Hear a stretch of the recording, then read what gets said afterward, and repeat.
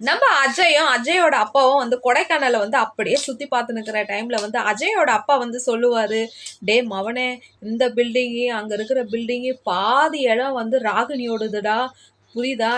ரிஜெப்ஷன் முடிஞ்ச உடனேயும் 2 நாள்ல வந்து இந்த பாதி சொத்தை வந்து உன் பேர்ல வந்து உன் மாமனார் வந்து ரிஜிஸ்டர் பண்ணும், புரியுதா? நம்புப்பா, எனக்கு எப்படிப்பா இவ்வளோ சொத்து எழுதுவாங்க? அவனுக்கு அவன் தம்பி இருக்கிறாங்கல்ல ராகினிக்கணும் போது, டே அவன் ஒரு டம்மி பீஸுடா, நைஸா எழுதி எல்லாத்தையும் உன் பேர் மேல மாத்தி எழுதிக்க, புரியுதா?